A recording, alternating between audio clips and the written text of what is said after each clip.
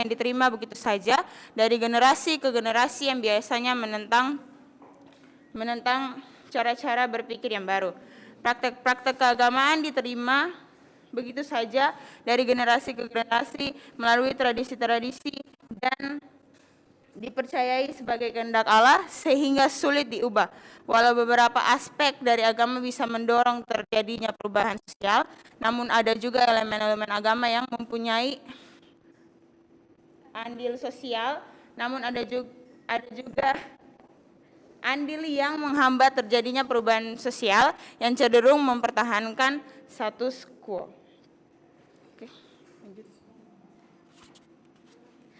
Agama sebagai ideologi dan aliansi. Hubungan antara stratifikasi sosial dan ide-ide keagamaan telah dikemukakan oleh Marx dan Engels yang menyebut agama sebagai ideologi. Ideologi adalah sebuah sistem ide atau gagasan yang menjelaskan dan melegitimasi tindakan dan kepentingan kelompok khusus di dalam masyarakat. Dengan mengartikan agama sebagai ideologi dalam artian yang negatif, agama jelas dilihat sebagai menghambat perubahan sosial dan mendukung status quo. Tapi beberapa sosiolog yang lebih kemudian berpendapat lain, yakni bahwa konsep ideologi itu tidak mempunyai konotasi negatif apabila digunakan dalam arti yang lebih luas dan secara netral tanpa prejudis. Salah satu konsep lain yang menjelaskan aspek-aspek agama yang menghalangi terjadinya perubahan sosial adalah ide tentang alienasi yang merupakan tema sentral dalam pembahasan Marx tentang agama. Marx menggunakan konsep ini untuk menganalisa kesadaran palsu yang disebabkan oleh agama.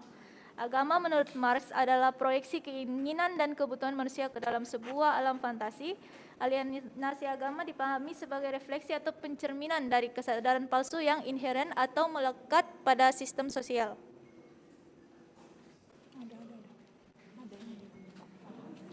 Aja di sini.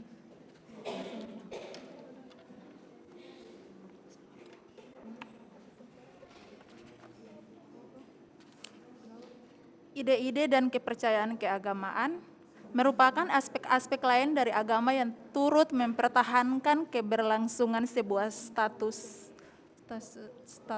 quo. Menurut Max Weber, ide-ide atau kepercayaan keagamaan berfungsi untuk melegitimasi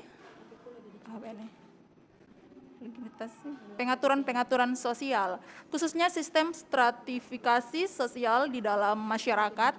Secara historis, agama menjelaskan dan membenarkan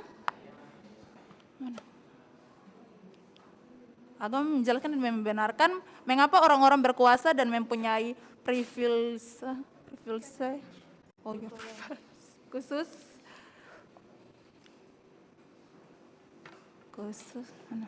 orang-orang kaya bisa saja memberikan justifikasi atas kekayaannya itu dengan mengatakan bahwa kekayaan yang dimilikinya merupakan tanda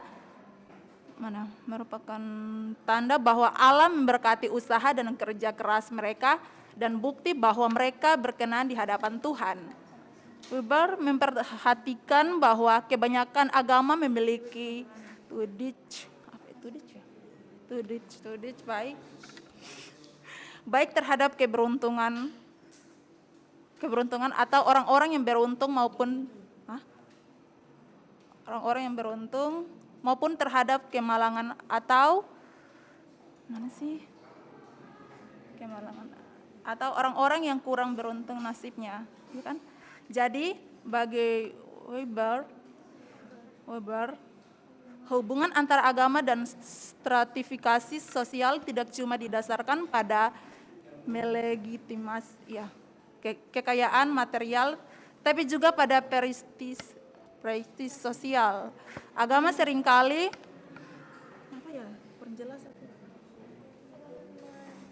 melegitimasi stratifikasi sosial tertentu berdasarkan status sosial atau prestis sosial.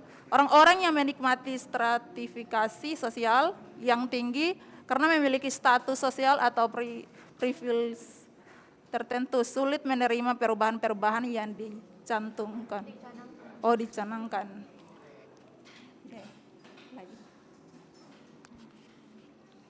Lagi.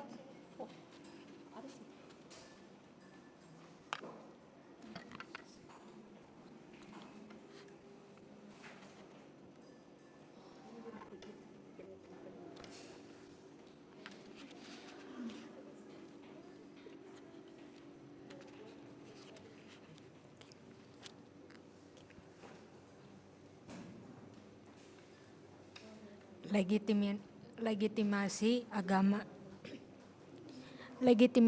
Legitimasi religius atau status kadang-kadang merupakan akibat langsung dari hubungan yang bersifat kolutif antara para penguasa dengan pemimpin-pemimpin agama.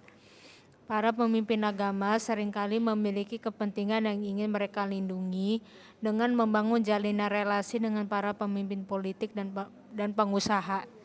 Pada waktu yang bersamaan, para pemimpin politik dan pengusaha itu memanipulasi agama demi kepentingannya mereka. Dalam hal ini, agama itu dimanipulasi untuk memenangkan tujuan-tujuan di luar tujuan agama itu sendiri. Melalui legitimasi agama, perang-perang bisa diklaim sebagai perang suci, kewajiban bisa diinterpretasi sebagai tugas luhur, dominasi dan kekuasaan itu dilihat sebagai panggilannya Allah.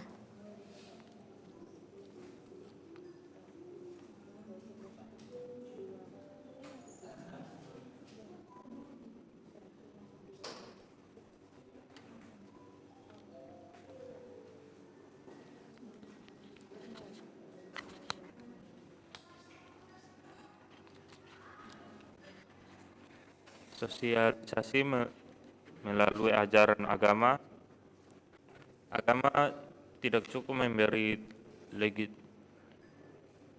legitimasi atas sistem sosial tertentu, tetapi juga atas peran-peran khusus dan kualitas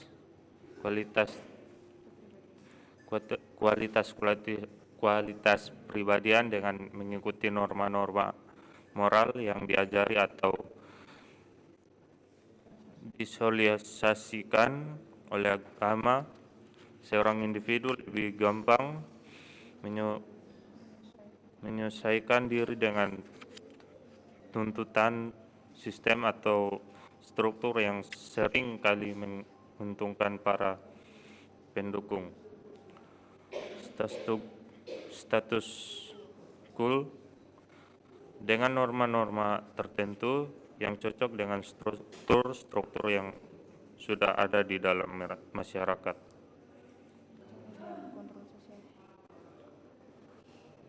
Kontrol sosial yang dilakukan agama. Agama memiliki kekuatan untuk melakukan kontrol sosial.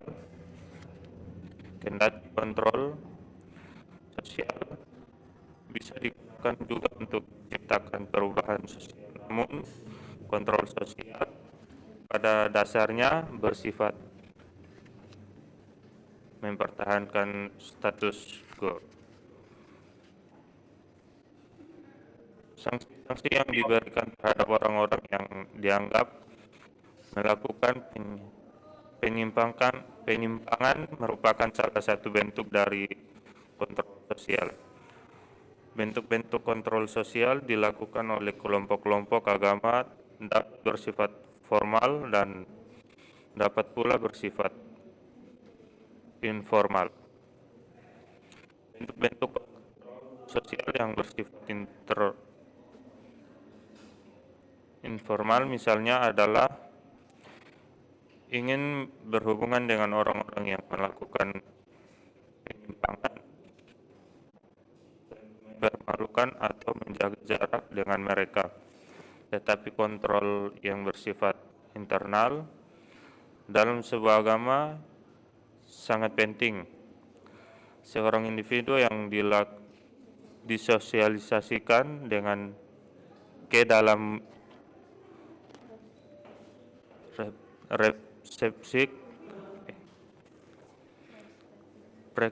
preseptif religius tertentu juga menginternalisir bentuk-bentuk kontrol-kontrol yang terdapat di dalam agama bersangkutan.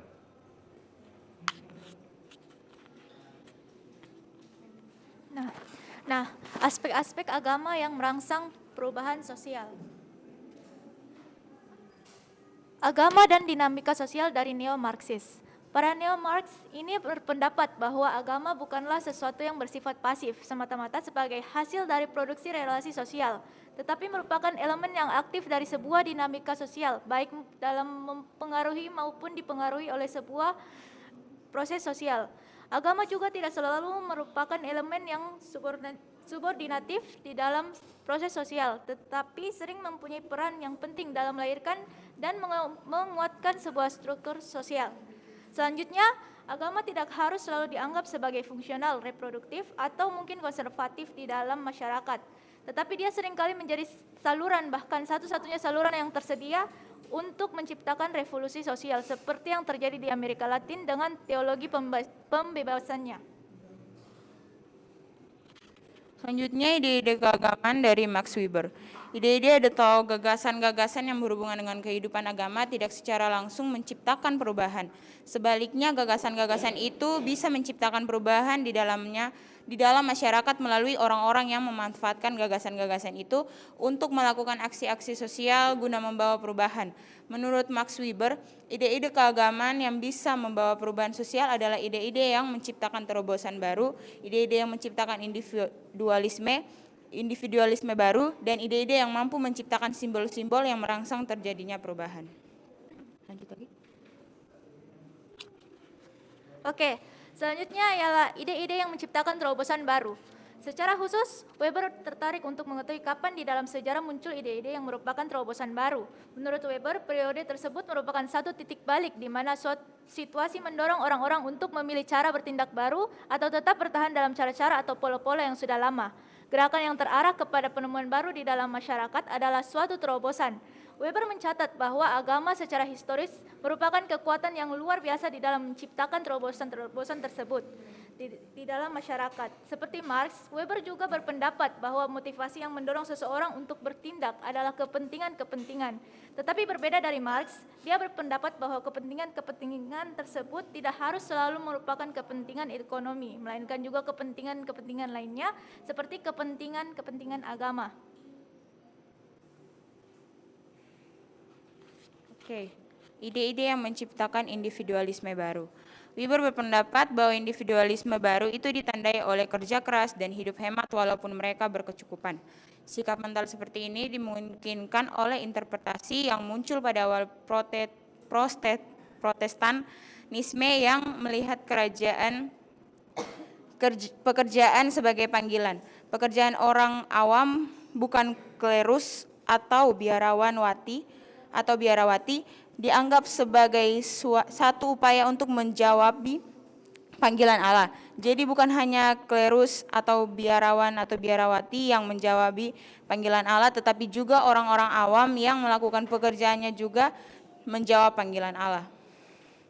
Yang terakhir penutup adalah agama dengan wajah ganda tersebut, yakni agama yang menghambat perubahan sosial dan agama yang mendorong terjadinya perubahan sosial telah dibahas dengan cukup mendetail dalam bab ini. Aspek-aspek agama yang menghambat perubahan sosial dan mempertahankan status quo diuraikan pada bagian pertama. Aspek-aspek itu adalah agama sebagai ideologi, ide-ide dan kepercayaan, agama legitimasi agama, sosialisasi dan kontrol sosial. Kemudian pada bagian kedua diuraikan aspek-aspek agama yang mendorong terjadinya perubahan sosial. Oke, mungkin itu presentasi kami. Waktu untuk bertanya kami persilakan kepada teman-teman. Ya, silakan di off screen dulu tuh. Off share screen.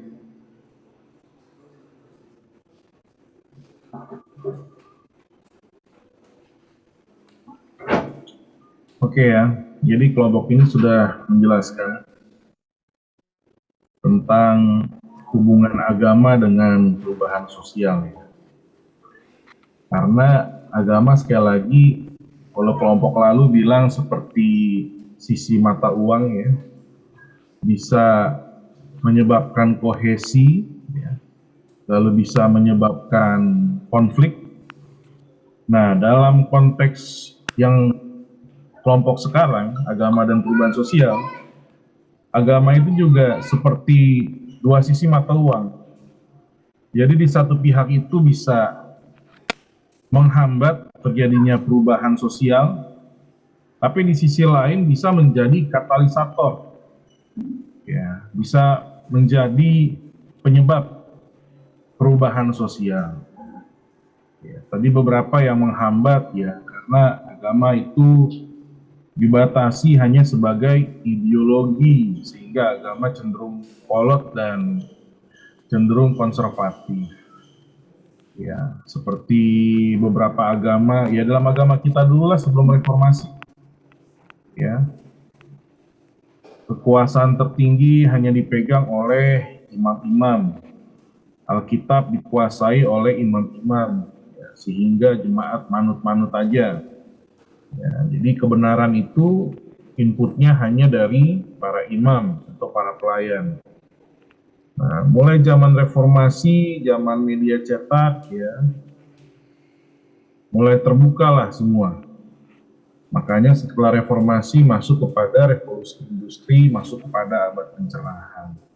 Ya, dan di abad pencerahan inilah yang dilihat Max Weber, agama secara etis menjadi katalisator, ya, membuat orang itu semakin efektif dan efisien dalam bekerja, sehingga agama menjadi dasar dari kemajuan suatu masyarakat, karena agama mempengaruhi masyarakat memiliki etos kerja yang baik.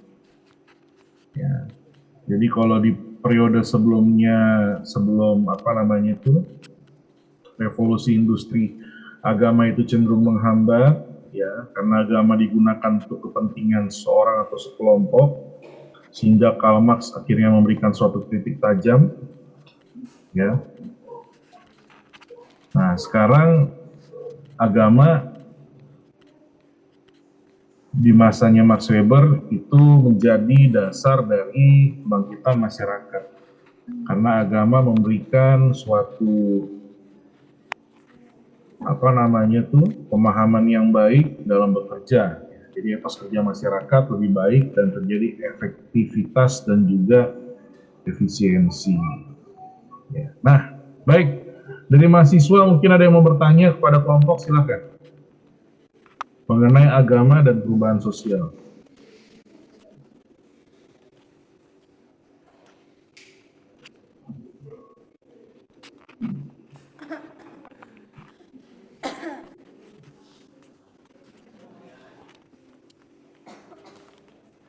Ada yang mau bertanya?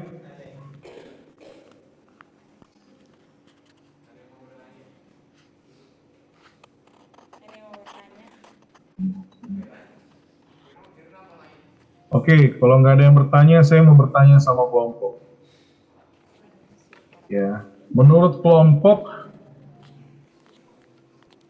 ya Anda kan tinggal di Jakarta ya, dan melihat perkembangan masyarakat Jakarta belakangan ini, ya, baik dalam pendidikan, baik dalam politik, ya.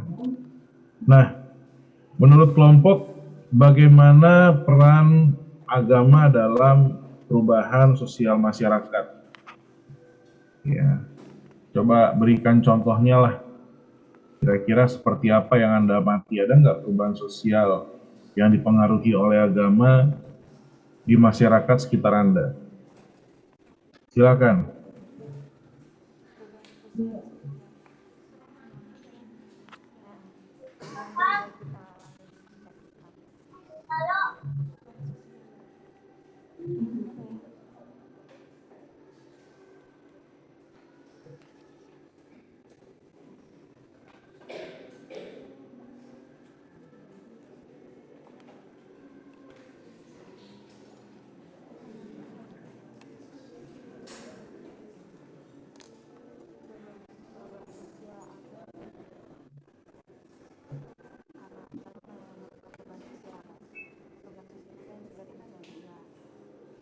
Siapa yang mau jawab?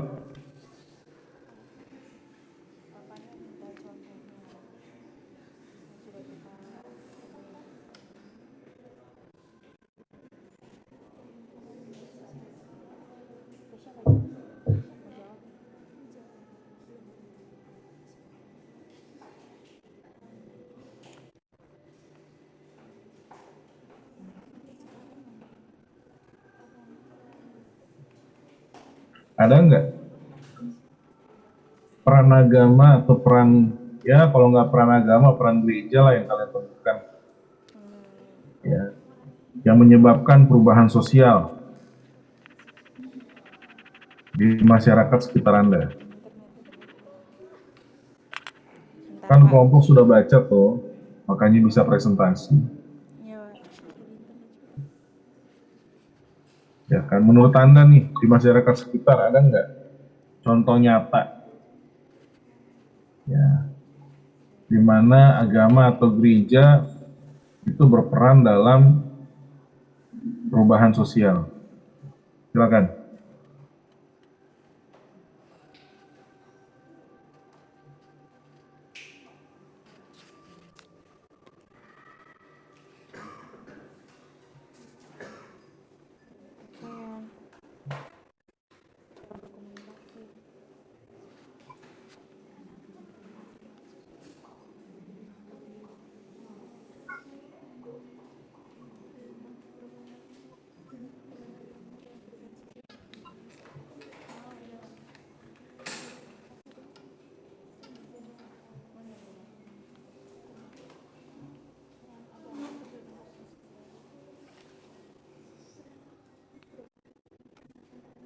Siapa yang mau jawab?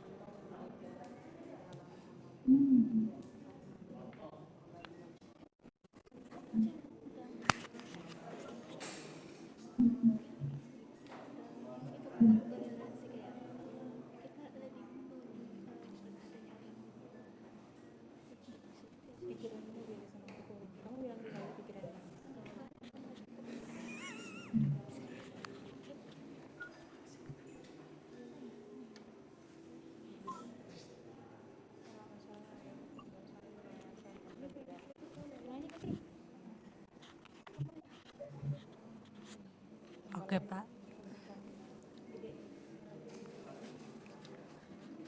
Iya.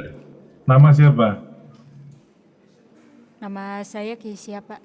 Oke, Kesia, silakan.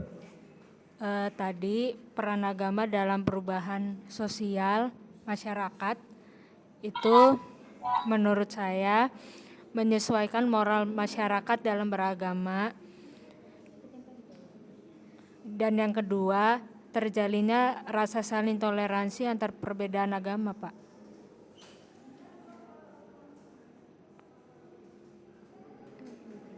Rasa saling toleransi, Yaitu menurut saya. maksudnya semakin toleransi atau semakin intoleran? Toleransi, Pak. Di mana itu? Di Jakarta atau di mana?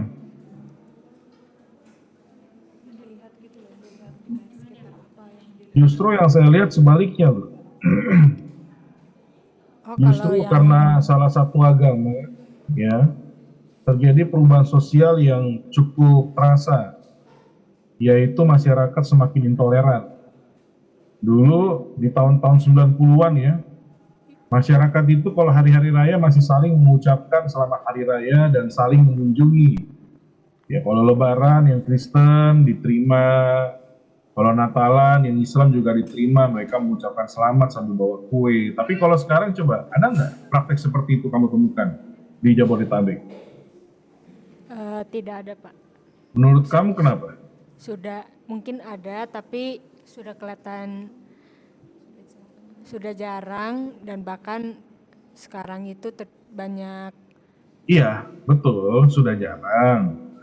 Hampir tidak ada tapi cuma sedikit segelintir. Itu pun juga di beberapa wilayah yang memang tingkat tolerannya tinggi seperti kampung sawah misalnya. Tapi pertanyaan saya, menurut Kesia nih, kan kamu baca tuh di dalam buku sumber ya, menurut kamu apa yang menyebabkan hal itu dari perspektif sosiologi agama?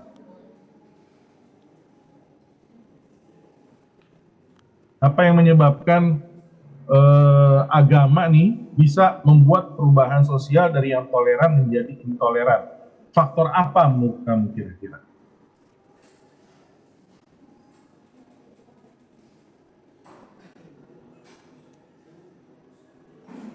Sehingga masyarakat kok bisa berubah ya, dan nggak cuma di satu tempat, di banyak tempat itu ya. Faktor apa kira-kira yang menyebabkan agama bisa mengubah perilaku sosial itu? Apa coba? Ayo kelompok teman-teman yang lain bantu mikir juga, jangan Kesia doang ya.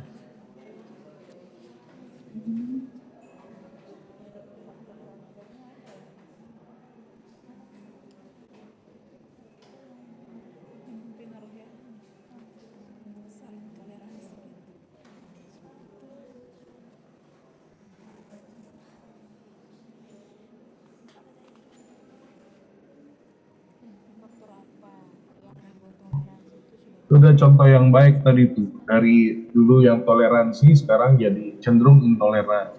Itu perubahan sosial tuh ya. Kalau dulu yang jilbab masih mau berbaur dengan yang nggak pakai jilbab. Dulu Indomaret, Alfamart, dan toko-toko lain ya, karyawannya itu nggak wajib jilbab, sekarang harus jilbab semua. Ada perubahan perilaku sosial ya. Nah, itu penyebabnya apa itu?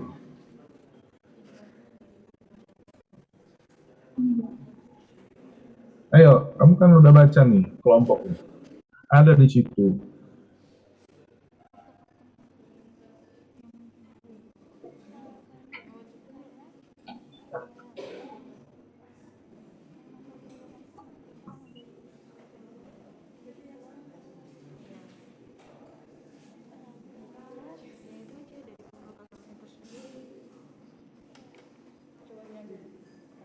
Atau dari mahasiswa lain ada yang bisa bantu? Menurut kalian kenapa itu bisa terjadi perubahan sosial dari dulu toleran menjadi intoleran? Ada faktor apa menurut kalian?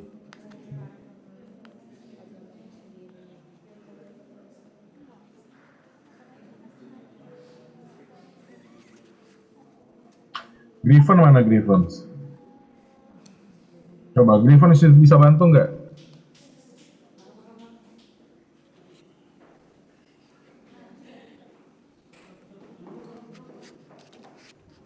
Oh bisa, oke. Silakan Griffin. Berikan dulu suatu perspektif. Ya Pak. Pertanyaan gimana Pak? Apa perubahan? Kamu ngerasain nggak Griffin? Dulu tuh ya zaman kamu SMA lah, SMP itu tolerannya tuh cukup baik ya. Hari-hari raya orang saling ngucapin, ya kan? Saling berkunjung. Nah sekarang kan berbeda nih, betul nggak? Sepakat nggak kita? Iya Pak. Betul ya? Sekarang tuh, saya punya tetangga aja kalau hari-hari raya, mereka nggak ngundang ya. Bahkan mereka kalau kita mampir ngucapin selamat, nggak suka cita gitu. Nah itu kan yang dimaksud dengan perubahan sosial, salah satu contoh. Ya, menurut kamu faktor apa yang menyebabkan itu? Khususnya dari perspektif sosiologi agama. Mungkin ajaran-ajaran radikal gitu Pak. Oke, ada lagi nggak? Ajaran-ajaran yang keras. Itu sih Pak menurut saya Pak. Oke, jadi menurut kamu ajaran ya? Nggak ada lagi yang lain nih? Kenapa Pak? Nggak ada lagi yang lain, satu aja.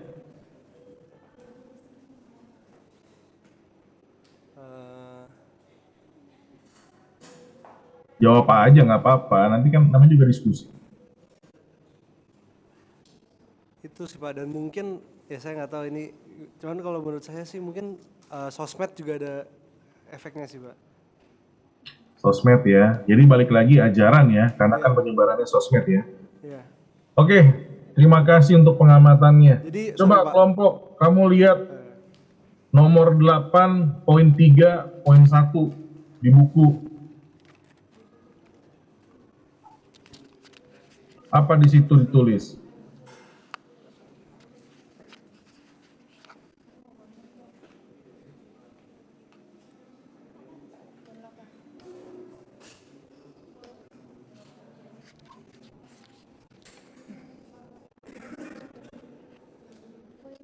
Apa Kesia di situ judulnya?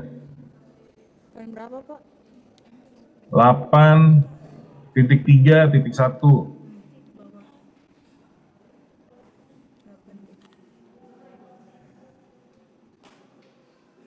Ini udah lewat. Itu masih 2. Jangan kamu geser dulu, besarin dulu. Kamu nggak?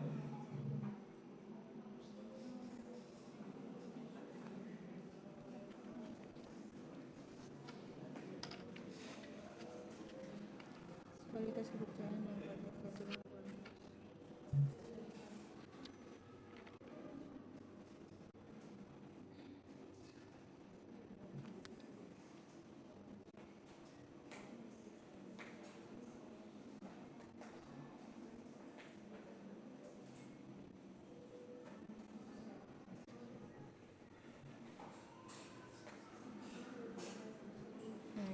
Ih, lama banget nyarinya sih, cuma 8.3.1.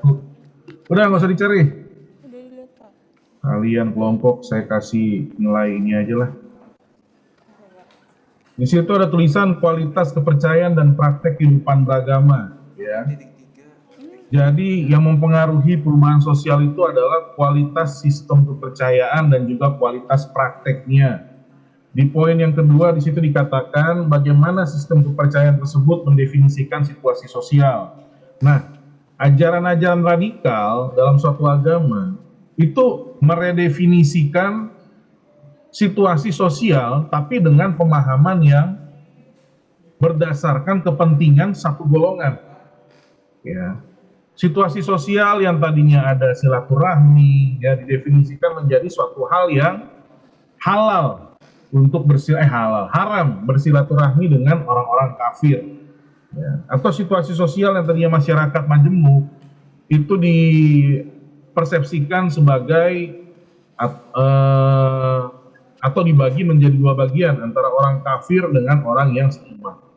Ya, nah itu yang namanya tidak ada kualitas kepercayaan. Kenapa tidak ada kualitas? Nah di poin selanjutnya itu dikatakan ya hubungannya dengan kepemimpinan agama, ya, para pemimpin agama. Nah, ajarannya tidak berkualitas, ya karena para pemimpin agamanya itu tidak berkualitas, ya. Mereka dididik dari, ya bisa juga dari pesantren abal-abal, atau mungkin dididik dari sekolah-sekolah tinggi teologi yang tidak kompeten, ya. Sehingga akhirnya ketika mereka melakukan ajaran, atau ketika mereka melakukan sosialisasi ide-ide agamanya, akhirnya tidak berkualitas. Nah, ternyata pemimpin yang tidak berkualitas dan ajaran yang tidak berkualitas itu bisa memberikan suatu pengaruh yang signifikan dalam sosial masyarakat. Nah, itu sebabnya kalau saya mau relevansikan dalam konteks kita, Anda sebagai calon-calon mahasiswa, Anda sebagai calon-calon pendeta, gembala, penginjil, pengajar, Anda harus memiliki kualitas yang baik. Karena perubahan sosial di masa depan itu dipengaruhi oleh diri Anda salah satunya. Ya. Jadi kalau karakter Anda bukan karakter Kristus, karakter Anda karakter yang abal-abal, ya, masyarakat akan menjadi masyarakat yang abal-abal. Ya, makanya kan dikatakan ada dua sikap. Yang pertama itu korban sejarah. Korban sejarah ya berarti Anda ini adalah korban daripada tren. Korban daripada perlakuan masa lalu. Ya. Anda hidup dengan kepahitan kah? Anda hidup dengan benci kah? Anda hidup dengan trauma, dulu dibully, sekarang pembuli. Itu korban sejarah atau pembuat sejarah. Pembuat sejarah berarti Anda membawa perubahan sosial yang baik dalam masyarakat. Ya. Contoh seperti misalnya Bunda Teresa, ya kita tahu ceritanya ya, di mana orang tidak ada mau melayani para penderita-penderita penyakit kusta, ya, mereka yang sakit di pinggir jalan, tapi dia mengambil suatu keputusan untuk melayani mereka, sehingga akhirnya namanya dikenal dunia dan dia juga dikunjungi oleh para pemimpin dunia. Itu perubahan sosial yang nyata. Ya. Ada juga kemarin di lokal kita pendeta bertato, ya, yang melayani anak-anak jalanan. Dia memberikan suatu pendidikan yang luar biasa sehingga terjadi perubahan sosial. Ada juga kakak tingkat kita yang alumni sekarang lagi S2, namanya Asmoro, ya, Mas Asmoro. Dia sudah pelayanan anak jalanan dari lama dan dia memberikan suatu perubahan yang luar biasa sehingga anak-anak itu terdidik, baca tulis, mereka bekerja jujur, bahkan ada yang berhasil. Ya, artinya bisa diterima dalam suatu pekerjaan yang layak. Nah, ini yang dimaksud dengan kualitas kepercayaan, kualitas praktek kehidupan. Kualitas itu dari mana datangnya? Dari karakter pelaku-pelakunya. Siapa pelakunya? Ya kita, para leaders. Kita, para jemaat. Kita, tubuh Kristus. Jadi kalau tubuh Kristus punya kualitas, maka masyarakat akan berubah ke arah yang baik. Bukankah gereja itu diperintahkan untuk menjadi garam dan terang dunia? Ya kan? Nah, kalau menjadi garam dan terang kan artinya kan garam itu memberi rasa, terang itu memberi warna. Ya, artinya dalam kehidupan bermasyarakat gereja harusnya itu memberikan rasa. Gereja itu memberikan warna, ya. Bukan malah merusak rasa dan merusak warna yang sudah ada. Ya. Nah, ini yang menjadi sebuah pemikiran bagi kita bersama supaya Anda semua menjadi pembuat sejarah, karena agama itu bisa menjadi katalisator dari perubahan sosial. Ya. Nah, kalau misalnya agama yang merusak perubahan sosial, itu juga bisa. Ya, banyak contoh. Ya, bukan hanya di agama-agama lain, di agama kita juga bisa seperti itu. Ya, di mana agama menjadi merusak hubungan sosial, perubahan sosial. Contohnya begini, ketika para pemimpin agama hidupnya tidak benar, ya, sehingga masyarakat tidak lagi menghormati pendeta, masyarakat tidak lagi menghormati hamba-hamba Tuhan. Ya. Dulu saya tuh merasakan ya, di mana tuh masyarakat umum ya, masyarakat tertentu juga secara khusus, itu kalau ada pendeta tuh hormatnya luar biasa. Ya, orang mabuk aja ketika pendeta lewat mereka bisa langsung sadar. Ya. Apalagi kalau orang Batak sama pendeta, oh itu hormatnya kayak apaan tahu. Nah tapi sekarang terjadi sebuah degradasi velus atau degradasi makna dalam hal pendeta. Kenapa? Karena banyak sekali temukan pendeta berkasus. Hamba-hamba Tuhan hidupnya nggak benar, ya. Bahkan tidak berkeadilan sosial. Makanya wajar kalau pendeta-pendeta sekarang-sekarang ini tidak lagi dihormati seperti dulu. Nah sekali lagi itu kualitas hidup dan juga kualitas pemimpin.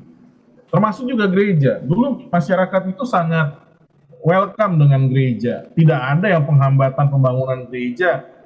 Nah, tapi belakangan banyak penghambatan pembangunan gereja. Tidak karena radikal aja, bukan hanya karena permasalahan radikal, tidak. Tapi karena gereja seringkali eksklusif, tidak berbaur.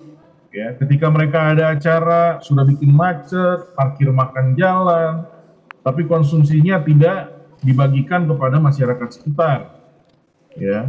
Atau bahkan pengamanannya tidak melibatkan masyarakat sekitar. Gereja menjadi eksklusif. Ya, sehingga masyarakat yang tadinya welcome jadi berubah, jadi tidak welcome. Nah itu membuat suatu perubahan. Ya, nah itu. Ya, atau yang sebaliknya, misalnya perubahan karakter suatu masyarakat itu juga bisa. Ketika gereja terlibat dalam bisnis, gereja terlibat dalam pencucian uang, ya. Ketika para pemimpinnya itu tidak punya suatu values yang baik. Ya, masyarakat bukannya menjadi makin baik, malah masyarakat itu menjadi semakin kompromi, semakin jahat. Bisa seperti itu. Ya, ada di beberapa contoh. Ya. Nah, makanya saya nggak heran juga kalau di satu provinsi ya, ketika mau disentuh KPK, tiba-tiba yang melindungi pendeta-pendeta. Jadi pertanyaan, kenapa pendeta melindungi tersangka KPK? Ya mungkin karena bagian uang daripada anggaran provinsi, bisa aja seperti itu. Nah itu kan suatu perubahan sosial yang tidak baik. Ya, sampai sini paham ya? Saya minta kelompok yang lain kalau mau presentasi dibaca, dimengerti, dan dipersiapkan dengan baik. Jangan anggap enteng kuliah saya. Saya bisa aja bersikap tidak peduli, kalian mau kasih apa di kelompok presentasi, nggak ada pertanyaan, saya bisa aja lewat. Tapi bukan seperti itu STTBI. Saya sudah kasih buku, saya sudah tunjuk kelompok, semua kelompok baca, mengerti, pahami, persiapkan. Ini bukan SMA, ini kuliah. Ya, jangan mentang-mentang saya dari online lalu kalian tuh bisa seenaknya aja, nggak ada gimana. Ya, saya bisa aja hadir di sana. Cuma karena saya sedang ada di BPP, saya nggak bisa untuk terus-terusan hadir. Mungkin sekali saya hadir. Tapi tolonglah tunjukkanlah sebagai leader. Mau tidak ada dosen hadir di situ, kelompok berikan yang terbaik. Pada kelompok yang lain ya, saya sudah lihat dari kelompok 1, 2, 3, 4, 5, dan saya belum melihat suatu presentasi yang maksimal. Indikasinya apa? Presentasi belum maksimal. Dari cara bacanya aja masih belum benar, masih berantakan, masih saya temukan beberapa kali. Cobalah latihan dulu membaca sebelum presentasi.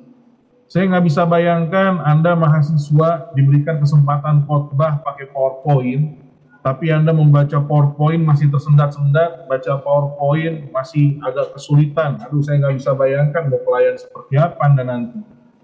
Justru pakai kesempatan di perkuliahan Anda, ya, ketika diberikan presentasi, pakai kesempatan itu, tunjukkan bahwa Anda sanggup, Anda mampu, dan Anda bisa mempresentasikan, ya, seperti itu.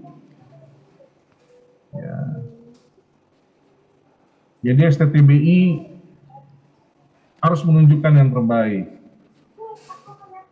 Berikan lebih daripada yang diharapkan, jadikan excellent. Ya. Kami itu dosen hanya katalisator Anda. Makanya kalau ada yang mau ditanyakan, tanyalah. Kalau nggak ada ya sudah. Dan presenter juga coba dipersiapkan yang baik. Ya, jadi berkat buat teman-teman yang lain. Ya. Kan kalau misalnya semua itu buku saya yang menjelaskan, kan bosan kalian pasti. Makanya saya berikan kesempatan kalian, karena kalian juga nanti calon-calon dosen dan bisa menjadi dosen juga. Mulai dari tingkat awal belajar presentasi, belajar untuk mempersiapkan suatu presentasi yang baik. Poin-poin utama, power statement dimasukin semua. Ya, yang lain ya, mulai dari kelompok 7 saya mau lihat ada perubahan. Ini tinggal kelompok 7, 8, 9, sama 10. Tolong dipersiapkan dengan baik. Ya, kalian tuh bukan kelompok-kelompok awal, ini udah kelompok-kelompok akhir, harusnya belajar dari teman-teman yang sudah presentasi. Paham semua mahasiswa ya? Oke, coba arahin dulu ke mahasiswa umum dulu. Kameranya.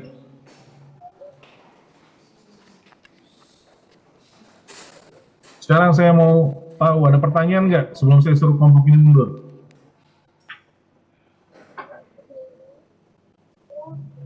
Oke, clear semua ya. Jadi harapan saya ketika Anda mengerjakan tugas yang saya berikan, Anda paham semua. Oke, kalau begitu kelompok 6 silakan mundur, sekarang kelompok 7 maju ke depan. Kita akan masuk kepada kehidupan agama dalam masyarakat modern.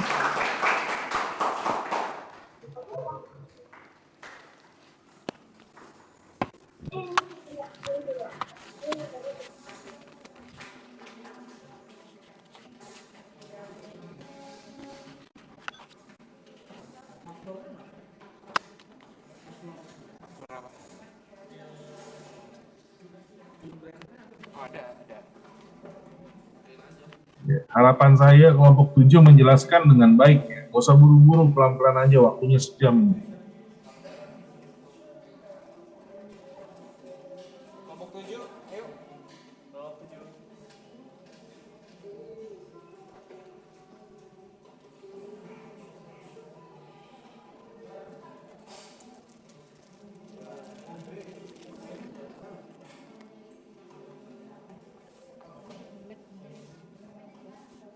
bilang.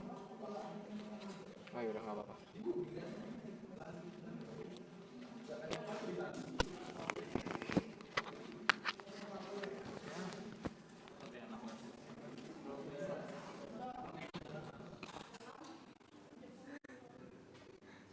Enak banget dipegang.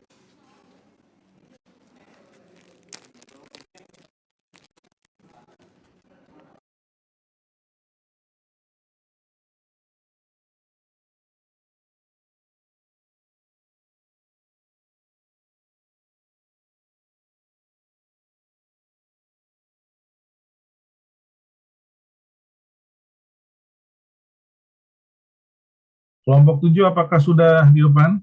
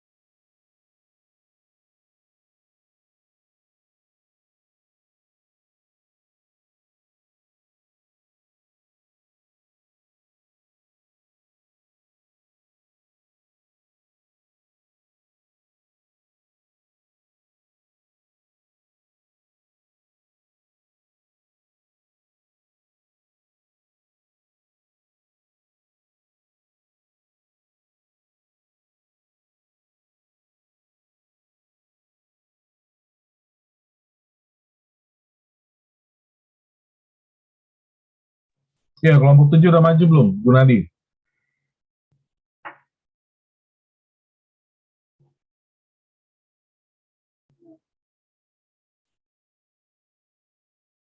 Kalau udah, coba kameranya ke kelompok.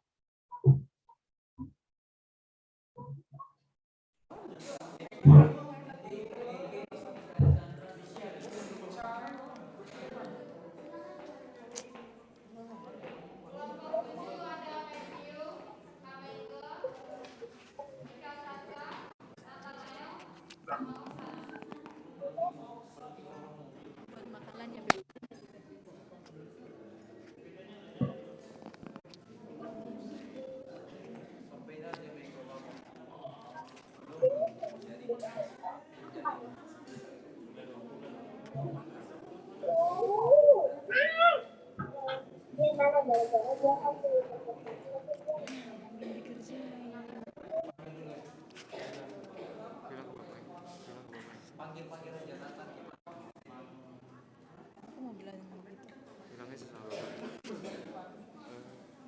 Belum, maksudnya kan sama si ini. Mana sih Nathan? Nathannya mending lo bilang sama belum selesai.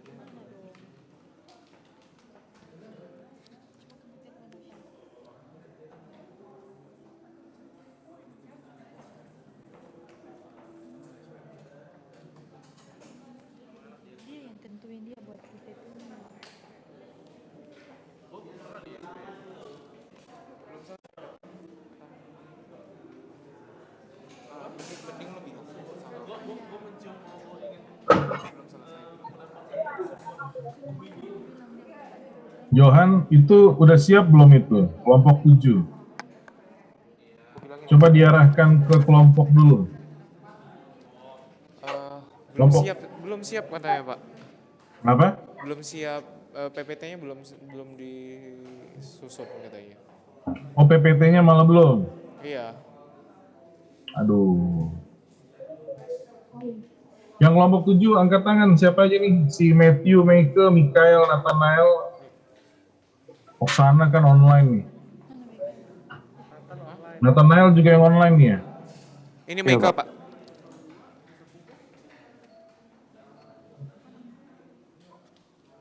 Saya nggak mau tahu, minggu depan harus siap ya, harus bagus ya. Siap Pak. Aduh, jangan kayak begini dong kalian.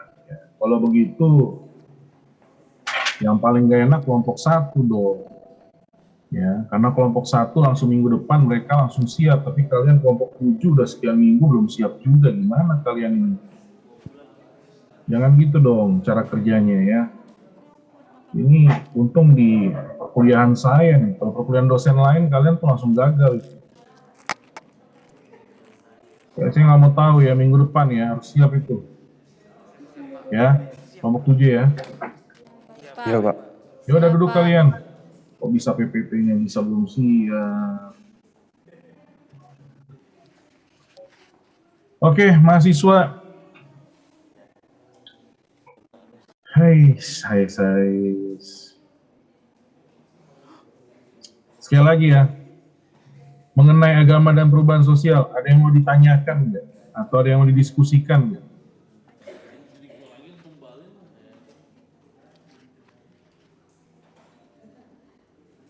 Tidak ada berarti ya? Oke, kalau begitu perkuliahan kita selesai sampai sini aja. Minggu depan lagi ketemu kelompok 7, kelompok 8, saya nggak mau dengar ada excuse yang tidak masuk akal. Seperti PPT nggak siap lah, persiapan nggak baik lah ya. Ini yang terakhir kali nih. Ya, terakhir kali nih. Ya, nggak boleh terulang lagi. Gimana mahasiswa ini? Jadi kalian coba tolong dipersiapkan, masa ada anggotanya ada 1, 2, 3, 4, 5 orang ngerjain cuma ada sekitar 30-an halaman, ini nggak kelar buat PPT-nya. Oke ya. Oke, kalau begitu kita tutup aja perkuliahannya, kalian silakan mengerjakan tugas yang ada di GCR. Kerjakan dengan baik, jangan salah-salah. Siap, Pak. Ya. Oke, silakan kita bubar. Tuhan berkati ya. Ya, Pak. God bless, Pak. Terima kasih banyak, Pak. Ayo lo, Nathan. Ah, gimana sih, Nathan? Apaan? Gimana sih? Udah 2 bulan loh, nggak siap-siap. Piye? Kurang asupan tahu tek kamu ya? Ya, kurang.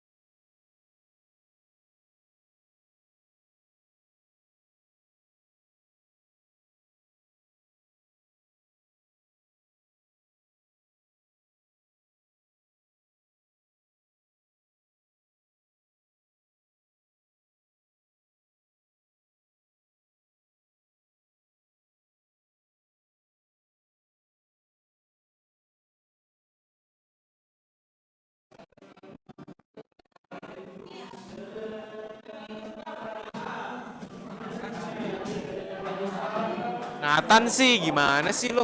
Ah.